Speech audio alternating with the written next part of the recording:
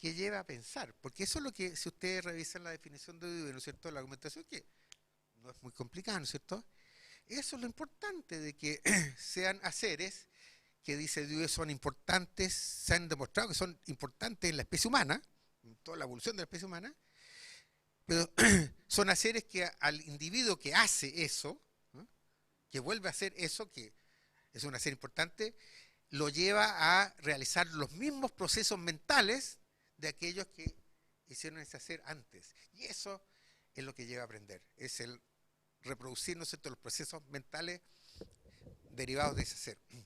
Lo cual, de nuevo, lleva, y esto lo vamos a dejar señalado, ¿no es cierto?, porque vamos a terminar por lo menos esto es positivo, ya uno de los problemas centrales en la educación, el pensamiento. Todas las cosas que de alguna manera han surgido acá, incluso todo el problema de la significación, la semiosis, etcétera, y aquí lo volvemos a encontrar de otra manera, es la tremenda importancia de pensar lo educativo y de hecho pensar el aprendizaje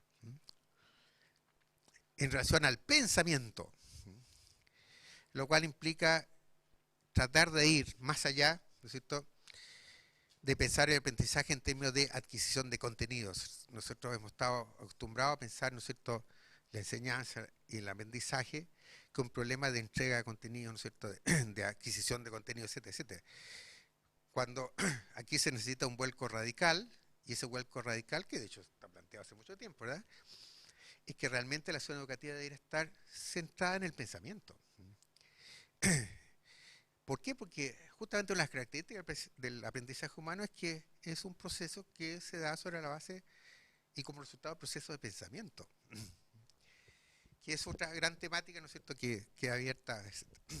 Bueno, la intención acá ha sido desordenar algunas cosas, no creo que esto es casual. Yo creo que aquí tenemos varios elementos, no necesariamente muy ordenados, es cierto, pero varios argumentos, elementos, dimensiones, que de alguna manera aluden, y no son las únicas, ¿verdad?, que aluden al problema del aprendizaje. Si es que uno quiere enfrentarlo, yo diría seriamente, y seriamente quiere decir enfrentarlo aprovechando la argumentación actual, ¿no es cierto? Sobre todo proveniente del pensamiento, podríamos decir, científico, etcétera, etcétera. Bueno, quedan muchas cosas, ¿no es cierto?, señaladas nomás, incluso cosas que no hemos tratado. Pero la idea sería ir ahora a no sé si hay, son las como un cuarto para las 8. Bien, colega. Creo que un merecido aplauso.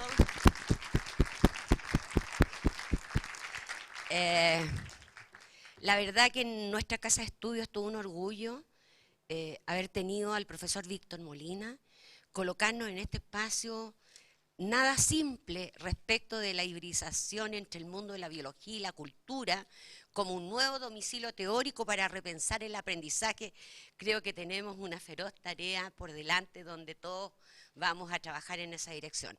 Agradecer su brillante presentación y sobre todo la importancia que tengamos entre manos hipótesis muy recientes emanadas de la neurociencia y con toda esa impronta biologicista, pero también una reconceptualización dura de la cultura, acordándome de Clifford Geertz en el sentido de tramas y significaciones. Bien, vamos a abrir una rueda de preguntas y acordarle, creo que hasta ahora y después de esta maravilla nos podemos permitir, atrás hay café, armar esta rueda de preguntas, unos 15 o 20 minutos, y luego vamos a acordar cómo vamos a cerrar hoy día en virtud del tiempo esta sesión que probablemente vamos a reprogramar el taller que teníamos hoy día a continuación de esto, pensado para retomarlo el próximo lunes a la luz de los tiempos y que yo creo que ya todo el mundo quedó disparado en un proceso de pensamiento y especulación en el buen sentido de la palabra. Bien. Yo llevo...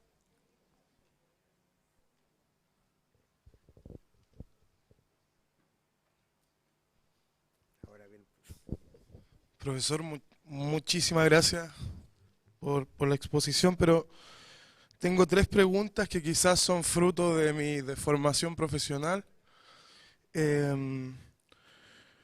primer lugar, claro, tratar de decirle que para mí me suena más conocido como usted presenta aprendizaje a cuidado de sí.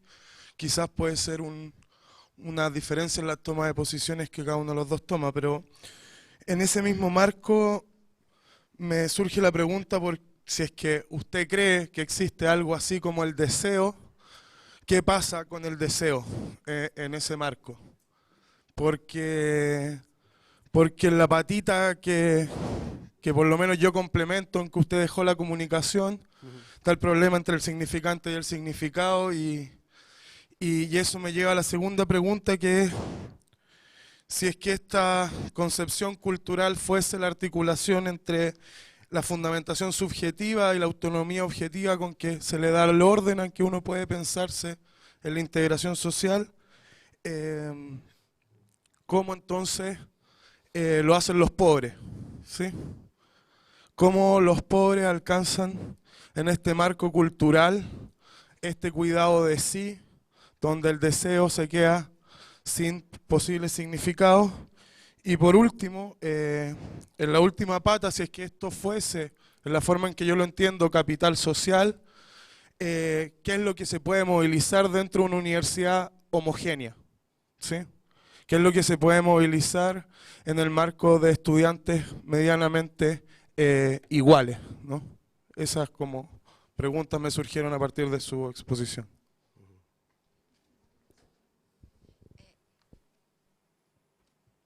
¿Te parece que demos una vuelta de pregunta y tú luego puedas más bien aglutinar respuestas en pos de optimizar?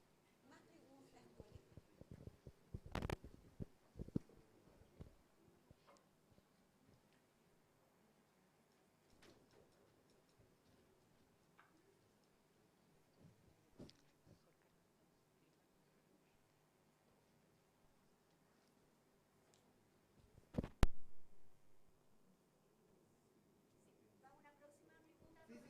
Sí, a ver, sí, es muy breve. A propósito de los fenómenos de la comunicación y cómo lo conectó con las nuevas tecnologías, si existe alguna visión respecto de cómo se articulan en este nuevo escenario las tecnologías emergentes, los procesos de comunicación que ocurren mediados por estos espacios virtuales, ya que en este mismo diplomado también se va a dar un componente e-learning, cómo a partir de esta misma sustrato se generan procesos formativos. A partir de todo este desarrollo, si lo también lo podría tocar, cómo lo ve desde ahí.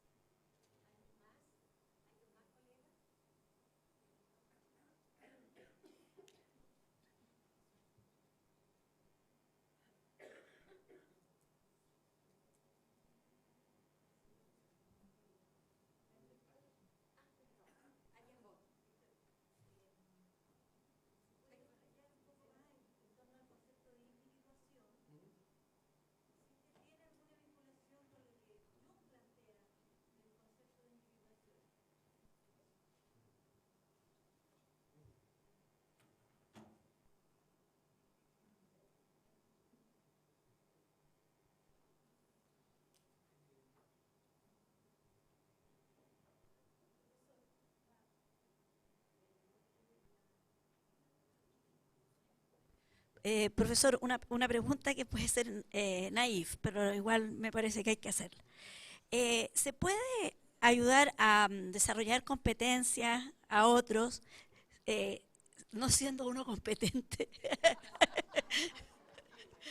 A propósito de la pedagogía, porque nosotros nos declaramos, o sea, uno se declara muy competente, digamos.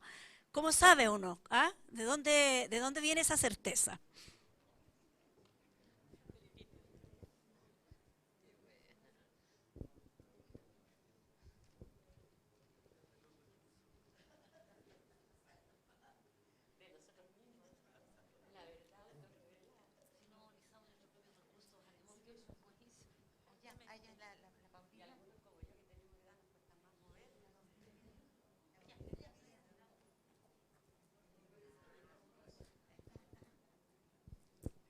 Y esto, más que una pregunta, es más bien una reflexión que me quedó dando vueltas y se refiere al proceso de desarrollo asistido. Yo creo que por ahí va un poco la respuesta. Yo creo que estamos precisamente en un espacio eh, eh, de desarrollo asistido, de trabajo entre pares, entre unos y otros, mirando y observándonos.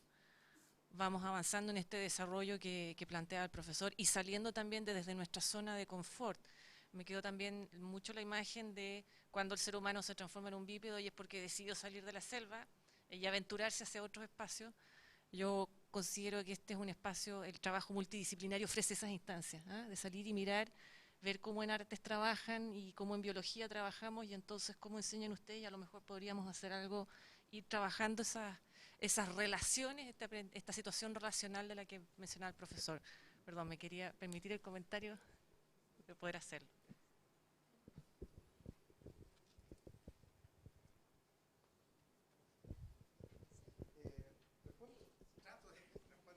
El, yendo un poco en el mismo orden, para no... lo primero que se plantea, entiendo yo, ¿no es cierto?, esto de la comunicación, la relación significante, significado, etc. Pues yo diría que ahí hay un tremendo problema, de nuevo, de debate, que es, si el problema de la significación es importante, que un poco lo he tratado de plantear, obliga a ese debate. Y el debate es el siguiente, digamos, lo más central. Nosotros estamos acostumbrados, ¿cierto?, justamente a pensar la comunicación, la significación, en base a esa fórmula significante-significado que planteas tú, que viene de una argumentación bien clara que es la de Saussure, ¿cierto? Yo diría que hoy día todo este debate nos lleva a privilegiar otro argumento, no el de Saussure. Yo diría que es mucho más provechoso para entender bien la semiosis, la significación, ¿no es cierto? Y eso cada vez más es reconocido de esa manera, no el planteamiento de Saussure, sino que el planteamiento de Peirce. Y esto cambia completamente las cosas. ¿Por qué? Porque lo que plantea Peirce, y lo voy a poner así rápido por supuesto, es que la semiosis no radica en la relación diádica, dos, que se establece entre significante y significado, como sí surge de Saussure. Lo que plantea Peirce es que en realidad la semiosis se asienta en una relación que es triádica, tres, y no puede ser menos de tres, o sea, es lo básico.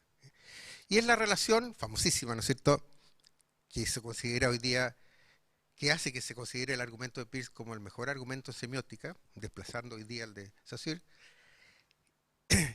Relación triádica que implica que hay semiosis cuando se da una relación entre un signo, ¿no es cierto?, que funciona, como dice Peirce, perdón el término, como un representamen, la relación entre un representamen, su objeto, por ejemplo, la palabra agua, respecto de la idea de agua, ¿verdad? Pero lo propio de la semiosis es que hay un tercer elemento, que cambia completamente la cosa, que es lo que Peirce llama un interpretante. ¿Y qué es un interpretante? Es otro signo que es capaz, en algún aspecto o dimensión, dice Peirce, ¿no es cierto?, de interpretar a este otro signo. Por ejemplo, la fórmula H2O respecto al agua es un signo que funciona como interpretante y viceversa, por supuesto, de la palabra agua. Se refieren a la misma idea, pero de hecho un signo es capaz de interpretar al otro en una dimensión, en la dimensión en términos, digamos, de química, etc.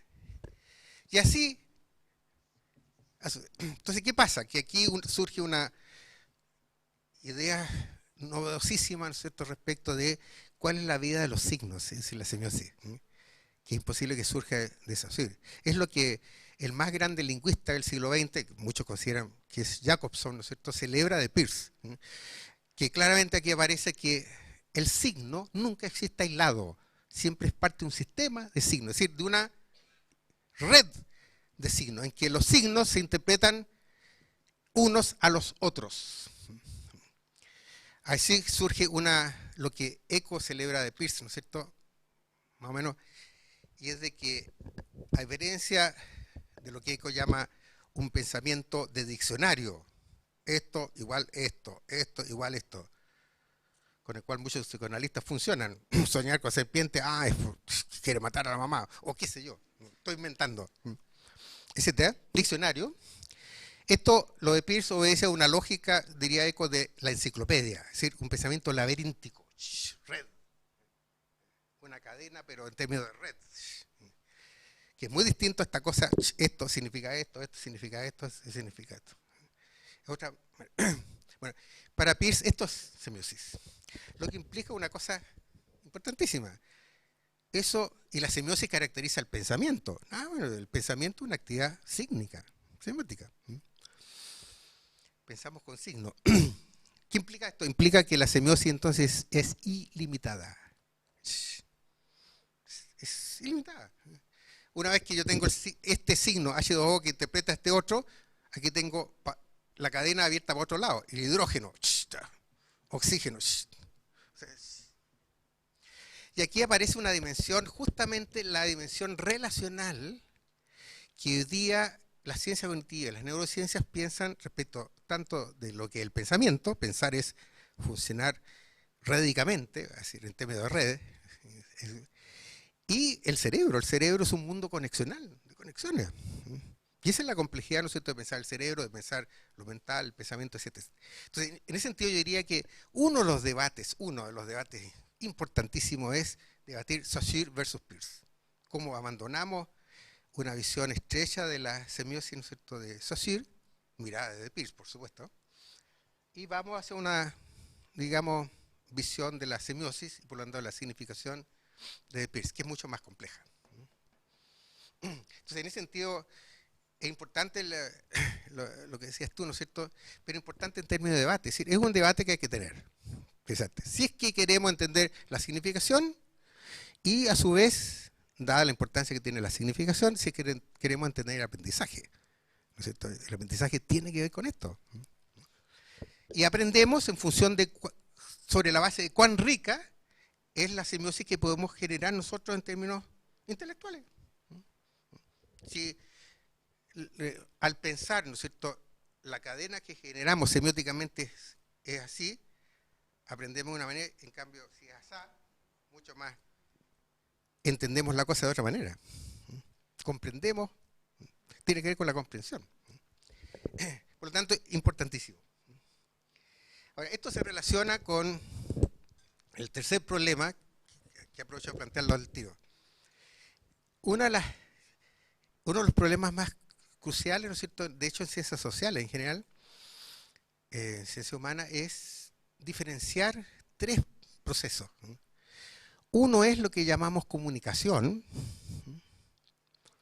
aunque igual, digamos, hay flexibilidad como todas las cosas, ¿verdad?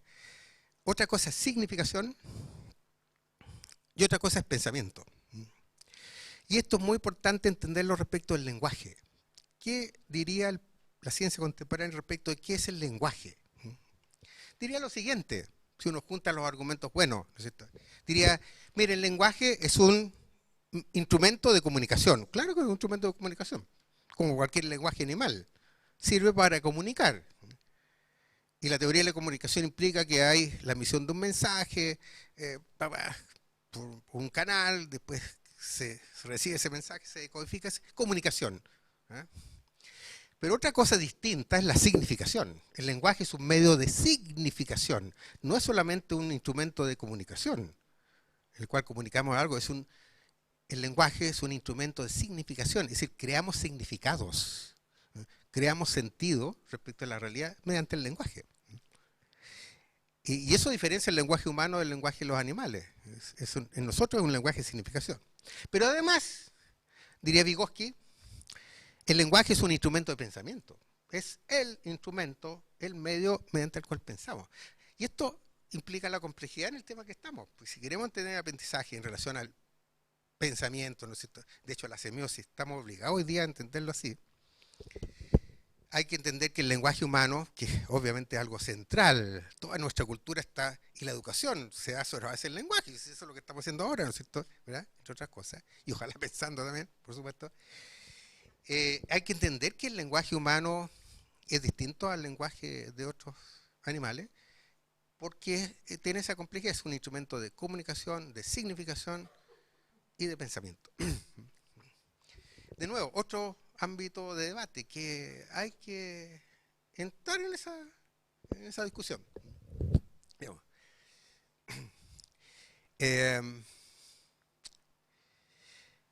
A ver, esto se relaciona más o menos, ¿cierto?, con esto de las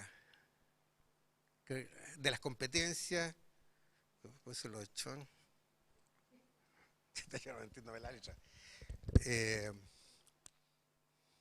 Bueno, había una pregunta respecto a las prácticas. Sí, la pregunta era si para enseñar, para contribuir al desarrollo de competencia, hay que ser competente. Bueno, así a priori, ¿no es cierto? De buena primera uno debería decir que sí, obviamente. El desarrollo de competencias, y esto es clave, es un proceso tutoriado. Aquí aparece el tremendo concepto de que la práctica conducente a desarrollo de competencia es una práctica, no cualquiera, es una práctica tutoriada. Es decir, en la cual, y este es un argumento muy bueno de Donald Schoen, con toda su teorización sobre los profesionales reflexivos, la reflexión en la acción y todo eso. El planteamiento de Schoen, es que la práctica que lleva a un desarrollo de competencia es una práctica en la cual el académico, por decirlo así, no funciona como profesor, como enseñante, funciona como tutor, que es distinto. Es decir, es alguien que guía un proceso, no que enseña. El alumno no aprende de los procesos de enseñanza, del profesor o del maestro, lo que sea. Aprende de su experiencia. Por lo tanto, lo que hace el tutor es guiar esa experiencia, esa práctica. Bueno, eso es la gracia del concepto, una de las gracias del concepto de tutoría de Donald Schoen. Insisto, esto es muy importante, es muy distinto pensar la práctica como simplemente un practicar, como un aplicar algo, a pensar la práctica justamente como un proceso tutoriado. Y si un proceso tutoriado, ¿no es cierto?, y eso se ve en todos los procesos de formación de profesionales buenos, ¿verdad? Si un proceso tutoriado, eso quiere decir que de alguna manera, si el tutor es guía, obviamente tiene que ser competente.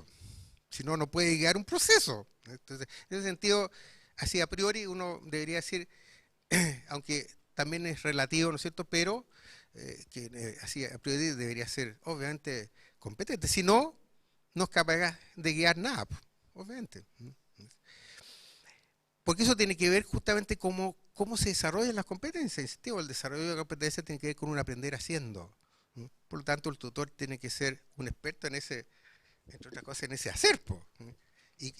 Y asegurar que ese hacer lleve a pensar. Y por lo tanto, tiene que ser alguien que esté en lo que Schoen llama la tradición de una profesión, entre otras cosas. Por lo tanto, ahí es muy importante el concepto de tutoría, uno de los conceptos más importantes en el debate educacional, el concepto de mentoría, ¿no es cierto? Ese está relacionado un poco con lo... En fin, se abre todo un abanico de nuevo de problemas en relación a eso. No entiendo mucho, honestamente, digamos, esto de cuidado de sí mismo. Sé que tiene que ver con algunas argumentaciones medio psicoanalíticas, el deseo, cosas así, pero no entiendo cómo eso se puede equiparar a lo que hemos trabajado acá bajo el concepto de desarrollo. Y lo que yo no soy capaz de responder, así lo confieso, es si lo que hemos planteado acá equivale al concepto de individuación de Jung. Para eso tendría que manejar Jung a un nivel que no lo manejo. Entonces, confieso que no sabría qué decir.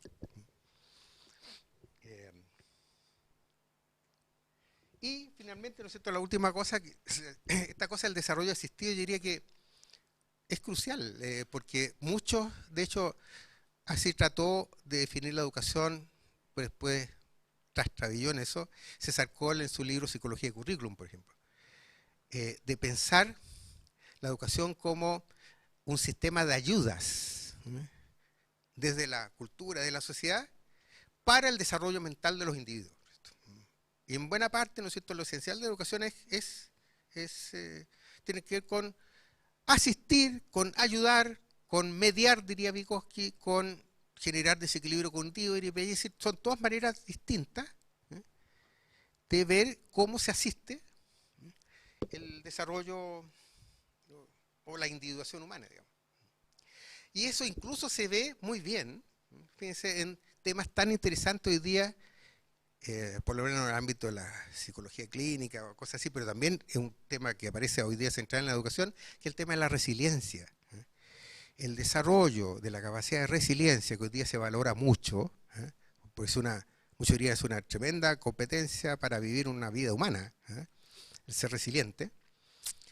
El desarrollo de la capacidad de resiliencia depende, entre otras cosas, de que esa persona tenga acceso, y eso hace toda la diferencia, tenga acceso a lo que Boris Cyrulnik, que es el mejor argumento sobre este tema, llama tutores de resiliencia.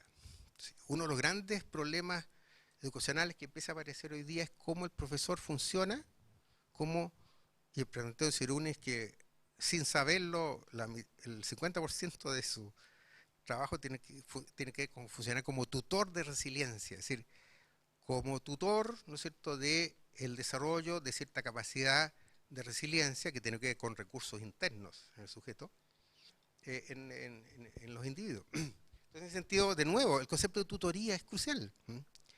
El cómo el desarrollo nuestro depende de otros seres humanos que en realidad están funcionando como tutores, como guías, más o menos conscientemente, etcétera, etcétera. Ese concepto de tutor, insisto, es muy clave. Tanto en relación al aprendizaje, en relación al desarrollo cognitivo, al desarrollo de competencia, en el caso de Dural Chon, ¿no es cierto?, como en el caso del desarrollo de la capacidad de resiliencia. Por lo tanto, es algo central y está asociado al concepto de práctica. Y yo diría que uno de los problemas centrales del currículum, siempre que se piense el currículum como orientado al desarrollo de competencias, si no, no, pero sí, es el problema de las prácticas. El problema del desarrollo de competencias no depende tanto de una malla de asignaturas, depende de la línea de prácticas profesionales. Eso es lo que hay que hacer bien si es que se quiere desarrollo de competencias. Las asignaturas no están para eso, las asignaturas son muy buenas para desarrollar recursos. Pero la capacidad de movilización solo es resultado de la práctica, por lo tanto, uno de los grandes problemas, y ahí estamos en las universidades más o menos mal, ¿no es cierto?, atrasados, es que lo que hemos pensado mal son las prácticas. Según Chon, eso deriva de que las universidades modernas obedecen al modelo de Humboldt, ¿no es cierto?, Universidad de Humboldt. Y eso, la última cosa. Yo diría que una de las definiciones mejores, que yo creo que tiene mucho que ver con las cosas que hemos planteado o tratado de plantear, una mejor definición de universidad, se las recomiendo para revisarla, ¿no es cierto?, etcétera, es la de este Peirce, Charles Sanders Peirce, que en realidad es uno de los que se reconocen como genios, ¿no es cierto?, hoy día Peirce. De hecho, muchos plantean de que Peirce es el más grande cerebro producido por Estados Unidos. Si ustedes pensaban que era Bush, ¿no es cierto?, siento desilusionarlo, decirles que no es Bush el mejor cerebro generado, pues, más bien sería este Peirce. ¿Y cuál es la definición de Peirce de universidad? Genial. Y genial sobre todo porque tiene que ver con uno de los grandes temas contemporáneos, que es el tema de lo dialógico, el diálogo. Él definió la universidad, fíjense, como una comunidad de personas. Aquí mejoramos a Peirce porque en realidad él la definió como una comunidad de hombres, pero sería un poco, ¿cierto?, es una comunidad de personas, estamos mejorando a Peirce, una comunidad de personas que están juntas para estudiar. Punto. Miren qué interesante. Una comunidad de personas que están juntas ahí para estudiar. Lo común entre todos los miembros de la universidad es el estudio. Él encontró que había algo común. Solo después encontró cuál es la diferencia y planteó, en esa comunidad de personas que están juntos ahí para estudiar, unos estudian bajo la guía de otros y otros estudian sin la guía de otros. Ahí está la diferencia entre alumnos y supuestamente, ¿no es cierto?, y académicos. Unos estudian guiados y otros. Pero fíjense, es la primera y una de las pocas definiciones de una institución escolar, como la universidad, sin emplear los términos de enseñanza-aprendizaje. Es decir, es una comunidad en la cual unos enseñan y otros aprenden, que sería lo habitual. No, todos están ahí para estudiar, no hay diferencia. Es el estudio y por lo tanto es la indagación, otro concepto que es crucial acá, la indagación, lo que caracteriza a todo miembro de la universidad. La diferencia es que unos lo hacen guiado y otros sin la guía. Con lo cual, Peirce fue el primero en descubrir que la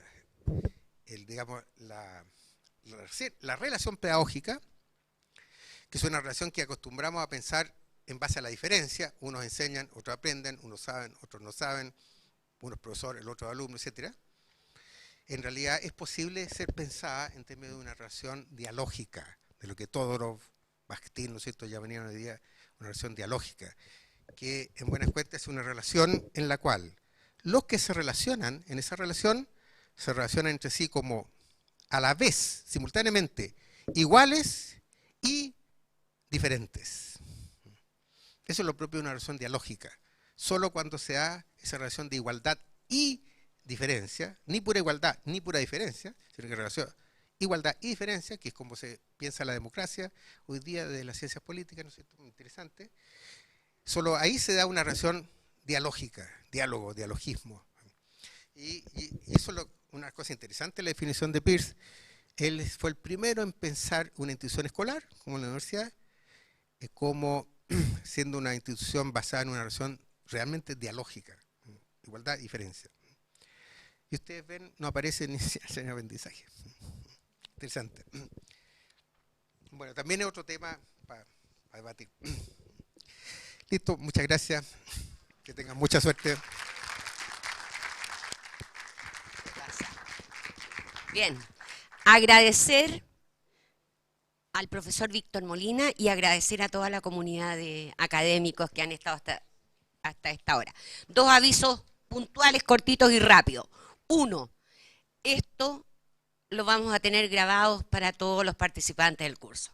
Segundo, tenemos el primer documento que está en la carpeta que le entregamos, Echón en su libro del 2007 de prácticas reflexivas docentes. Nos pareció relevante, a pesar que no conocíamos que Echón iba a ser tu gurú hoy día en términos de práctica.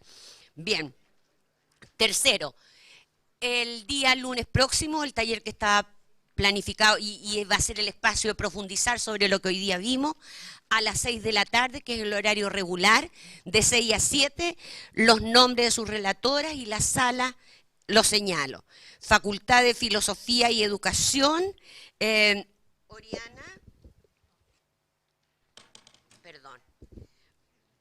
Oriana Donoso, sala 02 de Medios Educativos, justo aquí al frente, allí vamos a estar todos los grupos. Facultad de Ciencias Básicas, con Jimena Vildósola en la sala 1. Facultad de Historia y Geografía y Letras, Abigail Uribe, también en la sala 1, pero como ha ido creciendo el número de participantes, vamos a tener una sala específica la próxima y se los mandamos vía email. Y la Facultad de Artes y Educación Física en la sala 03 de también Medios Educativos, todos juntos. Muchísimas gracias y esperemos que esta sea una buena bienvenida a pensar y construir en conjunto. Buenas noches, colegas. Gracias.